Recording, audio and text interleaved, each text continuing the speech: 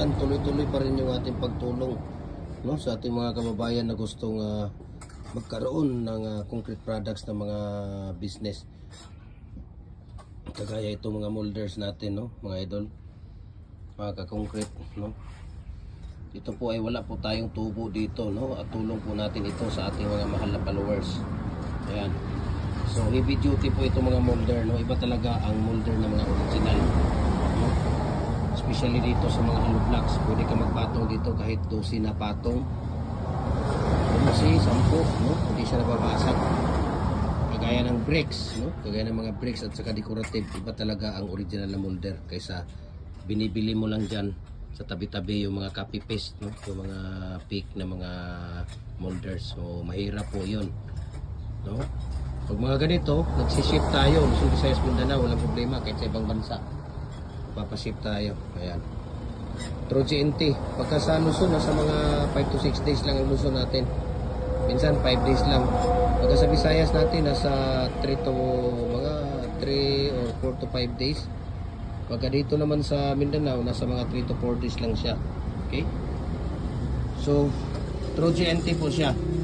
Walang problema. So, message nyo ako dito para ma-share ko sa inyo ang price list sa shipping details, no? Wala pong problema dito. Kaya, ano pang hinihintay ninyo?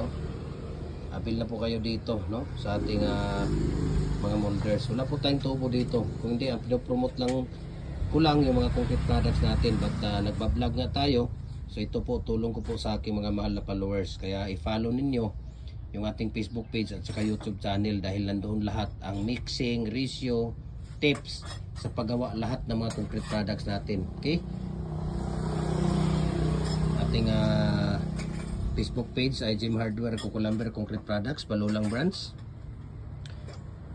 Jim Hardware Cucumber Concrete Products, Kanituan Branch.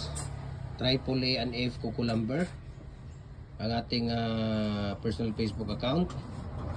Felix Tan Pagikan Jr. ang ating Instagram, Felix_Pagikan 2000, at saka yung ating YouTube channel, Jim Hardware ang Cucumber ang Concrete Products, para updated po kayo sa lahat ng mga bagong ratio natin, bagong mixing natin, mga bagong video natin. Okay, so sana magkaroon din kayo ng mga ganito. Mahal nga talaga ang molders, but payo ko sa inyo, pag kayo ay magko-concrete products, dapat kumpleto kayo sa mga designs para lahat ng customer salud mo. One stop shop lang po sila. Okay, yun talaga advice ko sa inyo. So sa mga nagsisimula na dyan na nagko-concrete products, mag-ipon ng mag-ipon para makabili ng molder. Maraming design dahil mahal po talaga ang molder. Okay, so maraming salamat po sa inyo at good luck and God bless sa ating mga business.